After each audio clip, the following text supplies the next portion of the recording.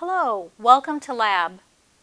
Today we're going to do experiment 5, Polyatomic Ions, Solubility Rules, Net Ionic Equations, and Oxidation States. I'd like you to be my lab partner. Before we start the experiment, let's set up our work area. Orient your well plate so that the cutout in the plastic well plate is in the upper left-hand corner. There should be 6 columns and 8 rows, just like data table A. Now let's arrange our 10 reagents. I like to arrange them in alphabetical order so I can find them quickly. Leave the 4 unknowns in the tray. You should also have the solubility rules chart in front of you, as well as the polyatomic ion table. The reagents I've set up are as follows: ammonium carbonate, barium chloride, copper 2 sulfate, lead acetate, potassium chromate, silver nitrate, sodium hydrogen carbonate or sodium bicarbonate, sodium hydroxide, sodium phosphate, and sodium sulfide. Let's complete data table A. You will need to record something in each box. If a reaction takes place and a precipitate forms, write the chemical formula of the precipitate. If no reaction takes place, write NR. If a precipitate forms where no precipitate should form, write unknown. You will notice a pattern for these. We will do the first column together.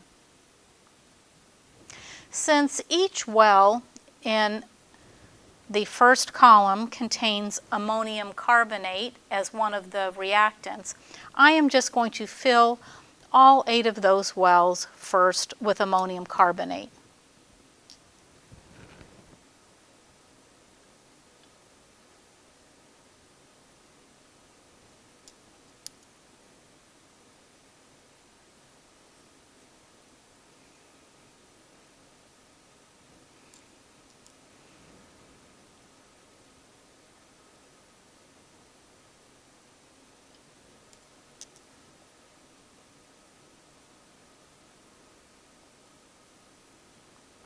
All right, now to the first well, A1, we need to add barium chloride.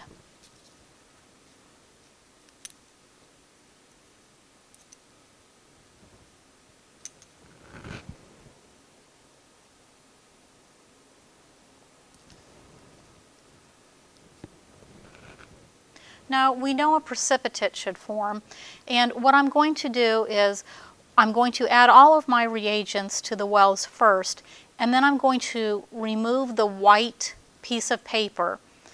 Sometimes it's easier to see a white precipitate when the white background is removed. In well 2, I'll add lead acetate.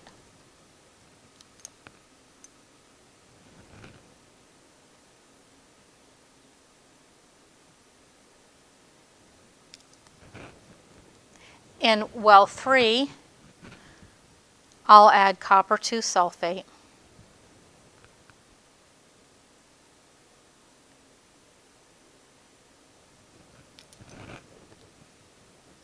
In well 4, I'll add potassium chromate.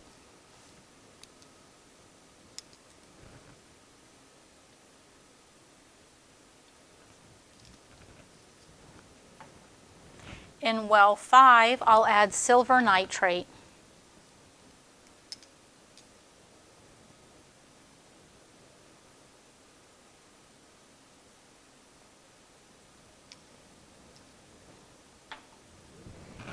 In well 6, I'll add sodium hydrogen carbonate.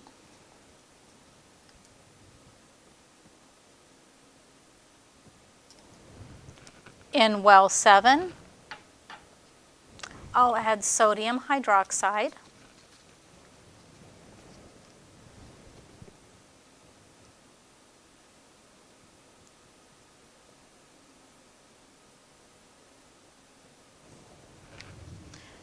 And in the last well, I'll add sodium phosphate.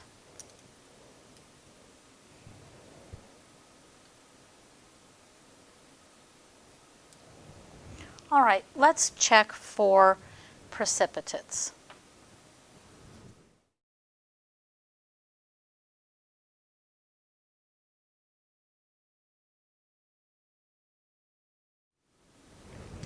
I've removed the piece of white paper, and sometimes you can see the ones that have white precipitates a little bit more clearly.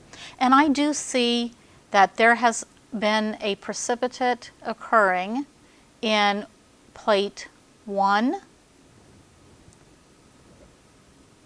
2, 3, and 5. Let's look at well plate 4 for a minute. Just because there is a different color does not mean that a reaction occurred. This is just due to the color of the potassium chromate, but there is no cloudiness, so there is no precipitate. There is no reaction for this well. Now let's look at what precipitates are formed and also the ones that do not have precipitates. We're going to go from top down in column 1. So in the first well, ammonium carbonate and barium chloride were reacted. And a precipitate was formed. Barium is a +2 ion, and the carbonate polyatomic ion is a -2 polyatomic ion, so we'll need 1 unit of each, so it will be BaCO3.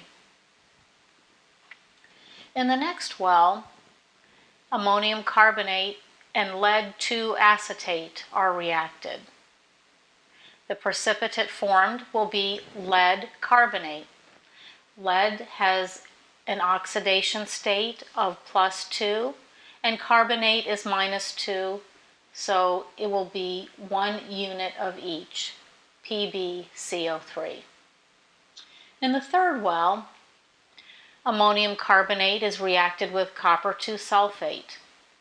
The precipitate formed here is copper carbonate. Copper has a +2 charge and carbonate has a -2. Again, there's 1 unit of each, CuCO3. In the fourth well, ammonium carbonate is reacted with potassium chromate. There is no precipitate that has formed in this reaction, so we can write Nr in the box. In the fifth well, ammonium carbonate is reacted with silver nitrate. Silver has a +1 charge, and it only has a +1 charge, and carbonate has a -2 charge. So you will need 2 atoms of silver with the polyatomic ion carbonate for it to be electrically neutral. So we have Ag subscript 2 CO3. In the next well, ammonium carbonate is reacted with sodium hydrogen carbonate. There is nothing that would precipitate here, so you can write Nr in this box. No reaction is occurring. In the seventh well, ammonium carbonate is reacted with sodium hydroxide. Again, nothing is occurring here as a reaction, and you can write no reaction. And in the last well, ammonium carbonate is reacted with sodium phosphate. Nothing is happening here. This is also no reaction. Now let's do column 2.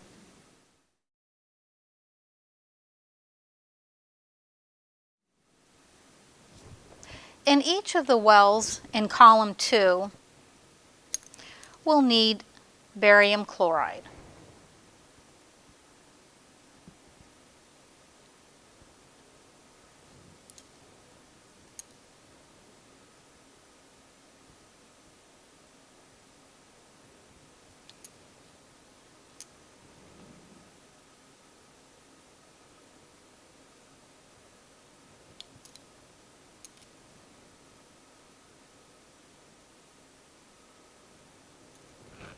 Now I'll add my other reagent that the barium chloride will react with. In the first well, it's lead acetate.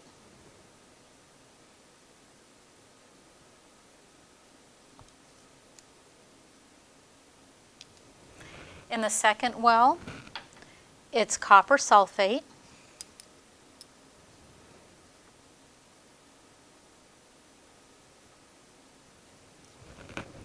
In the third well, it's potassium chromate.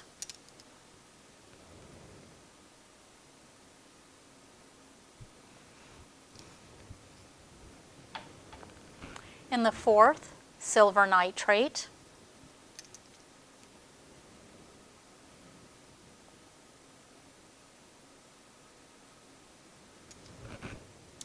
In the fifth, sodium hydrogen carbonate.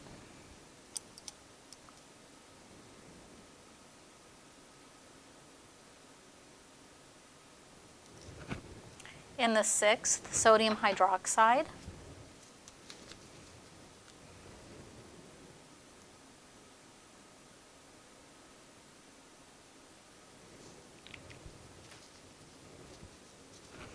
In the seventh, sodium phosphate.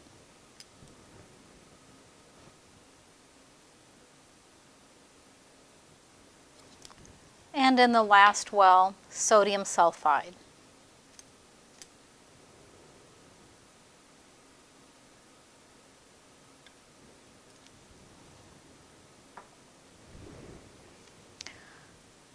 We'll remove the piece of white paper in a minute. Maybe we can see some of the white precipitates a little bit better. But I'd like you to record the precipitates.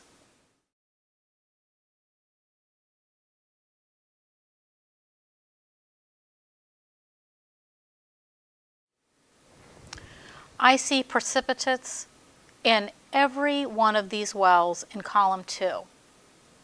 You'll notice that in the fifth well, we do see a precipitate, but we should not, because we know that all hydrogen carbonates should be soluble. There's going to be a pattern that we're going to see with reactions of sodium hydrogen carbonate, and we can address that a little bit later. Right now, for this well, you'll need to write unknown, because there should be no precipitate occurring. Let's continue on with column 3.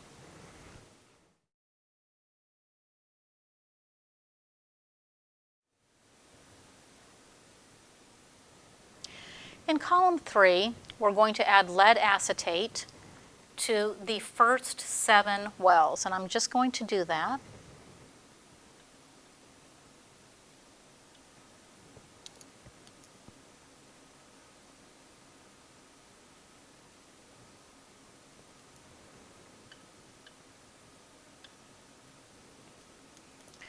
And then to the last well, we'll be adding ammonium carbonate.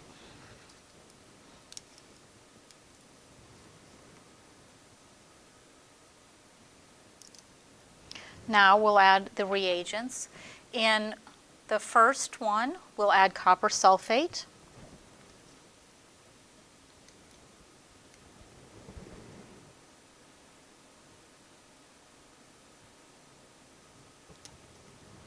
And in the second well, potassium chromate.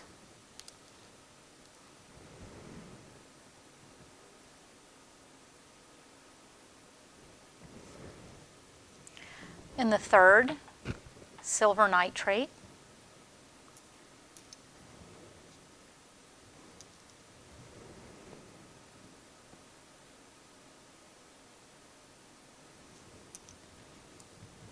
In the fourth, sodium hydrogen carbonate.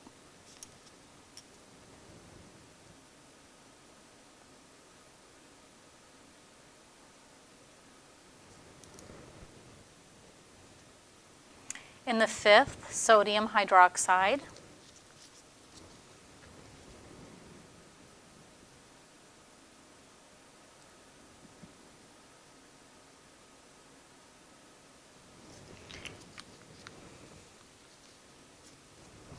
In the 6th, sodium phosphate.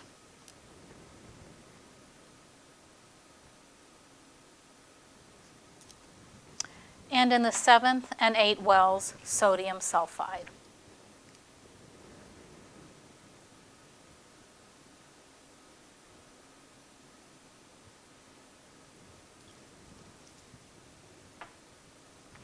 I'd like you to record the findings.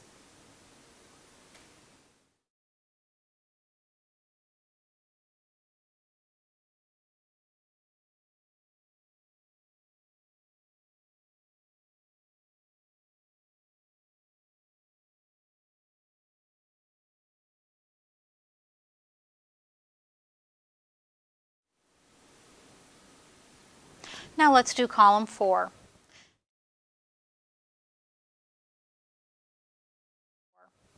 To the first 5 wells, I'll add copper 2 sulfate.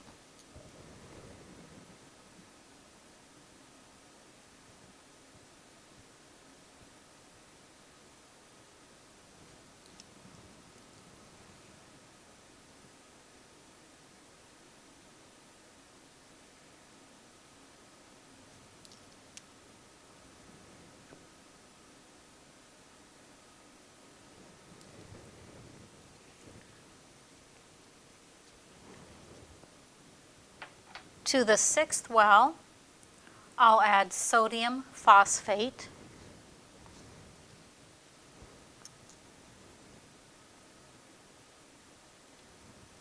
And to the 7th and 8th wells, I'll add sodium hydroxide.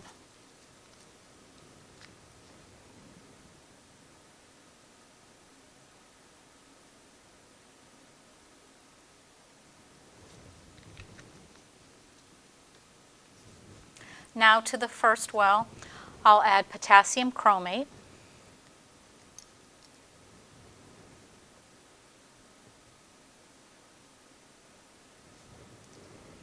In the second well, sodium hydrogen carbonate.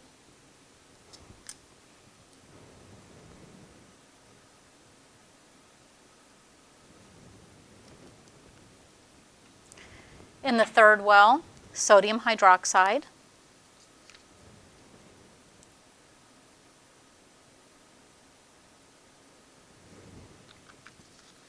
In the fourth well, sodium phosphate.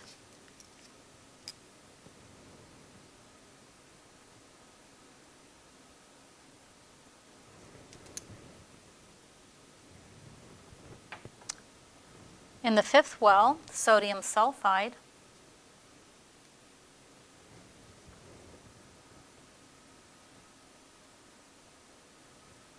I'll also be adding this to the sixth well.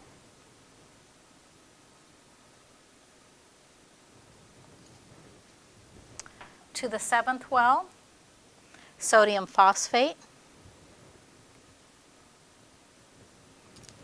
And finally, sodium sulfide to the last well.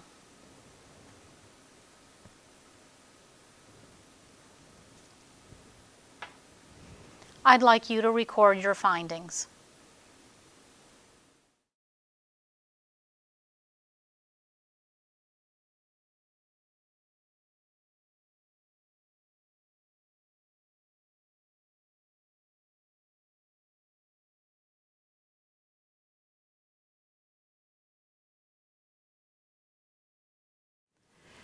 Now we'll do column 5.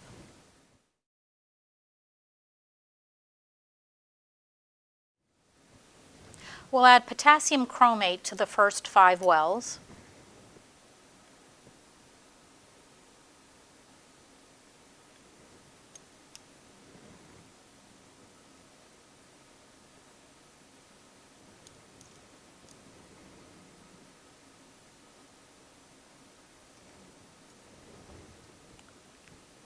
And then sodium hydrogen carbonate to the last 3.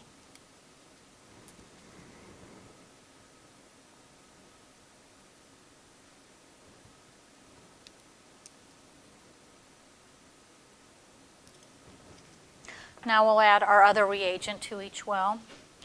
To the top well, we'll add silver nitrate.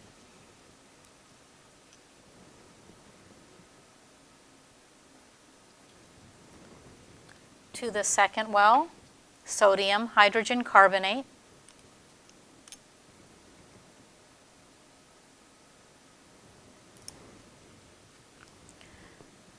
The third, sodium hydroxide.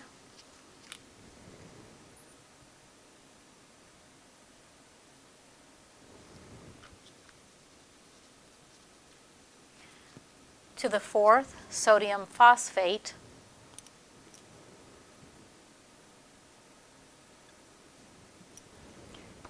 To the fifth, sodium sulfide.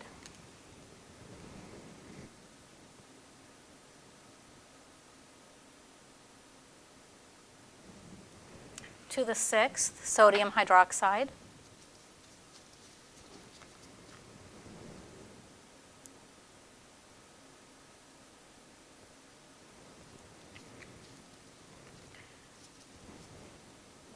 The seventh well, sodium phosphate. And finally, in the eighth well, sodium sulfide again.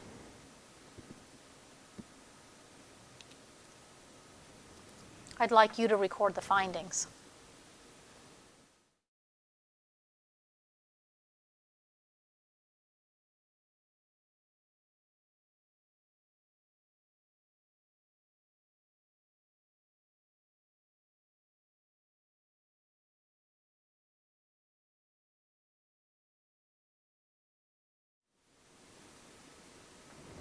In the last column, we'll add silver nitrate to the first 4 wells.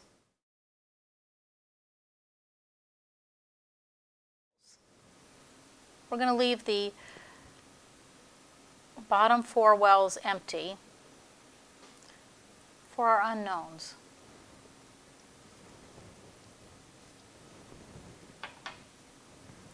Then we'll add sodium hydrogen carbonate to the first well. Sodium hydroxide to the second.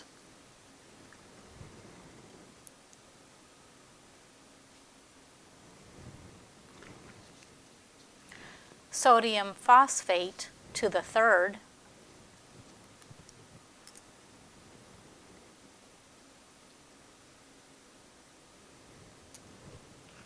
And finally, sodium sulfide to the last well in this group.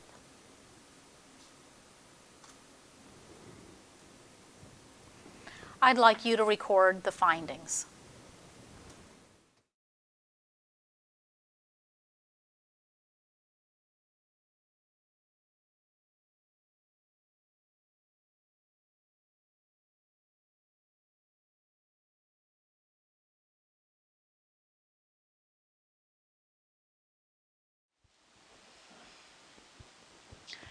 Since there was the number 1 in the initial data table in A1 of the well plate, we need to write the molecular, ionic, and net ionic reactions for what is happening in this particular well.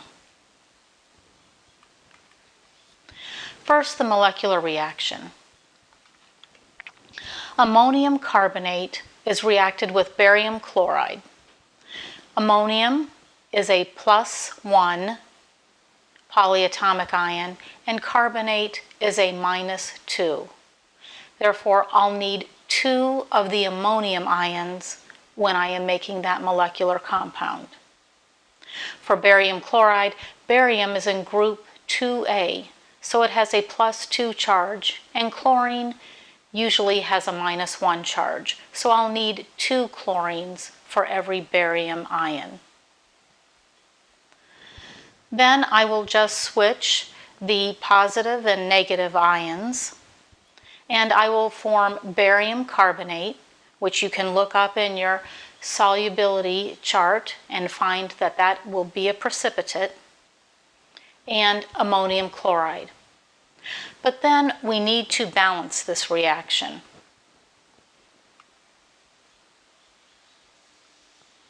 And I'll find that I need 2 moles of the ammonium chloride to balance this entire reaction.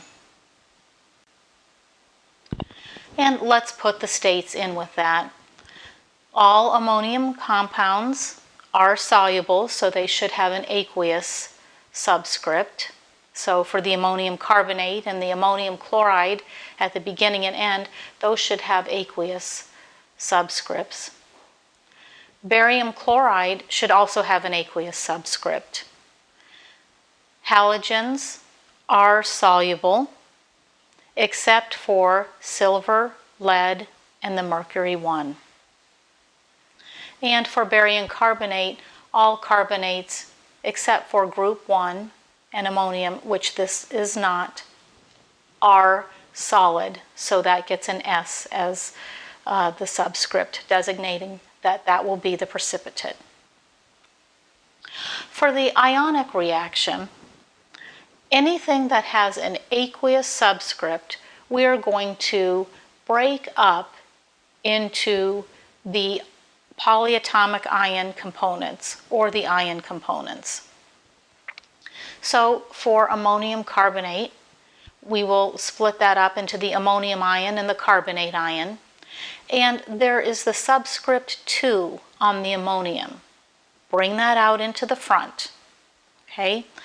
And for barium chloride, that will split up into the barium ion and the chlorine ion. Again, take that subscript on the chlorine ion, the 2, and bring that out in front of the chlorine ion. Keep all solids together, so the barium carbonate will stay together. And in the ammonium chloride, that will split up into the ammonium ion and the chlorine ion, but you need to distribute the mole multiplier of 2 to both the ammonium and the chlorine ions. For the net ionic reaction, you will start with the ionic reaction and then cancel out species that appear exactly the same on both sides of the equation. Here, the ammonium ion, you have 2 moles of that on both sides of the equation, and 2 chlorine ions on both sides of the equation. And that becomes just barium 2+ and carbonate ion. Anytime you will see those in solution, they will always form the barium carbonate as a precipitate.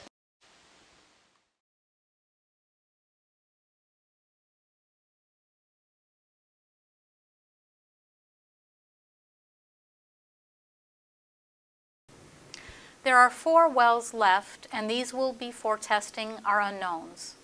For each unknown, there is a possible ion in solution, written on the vial. Using solubility rules, suggest one of the 10 reagents we have that could be added that could confirm whether or not the ion is present.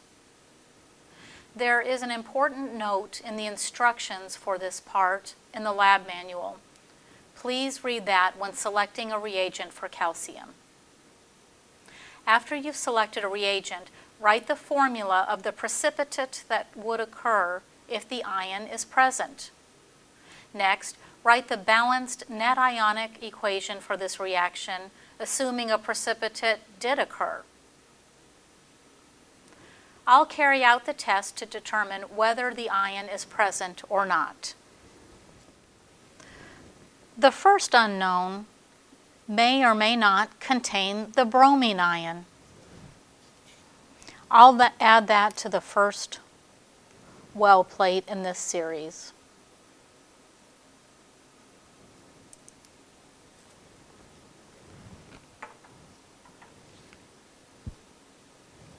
Our second unknown may or may not contain the calcium 2+ ion. I'll add that to the second well in our series.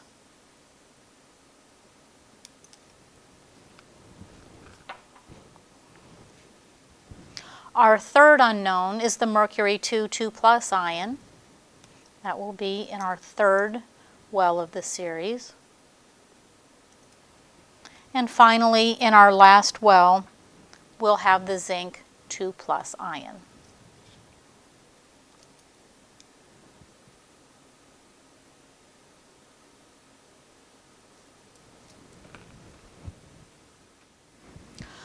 I just finished performing my tests with the unknowns. If you've selected a correct reagent, you will get the exact same results of a precipitate in the bottom 4 wells.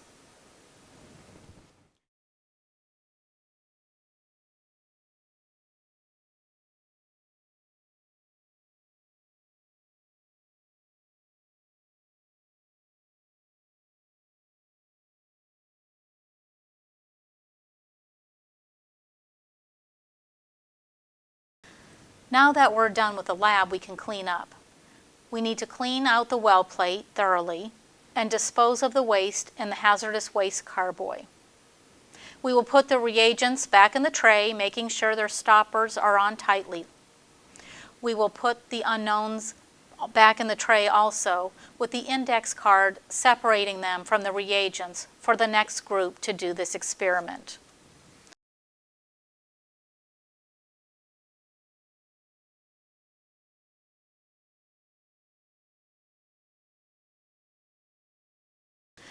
There is no conclusion or error analysis needed for this lab. Complete your lab, and for the pre-lab, see the special note in the lab manual.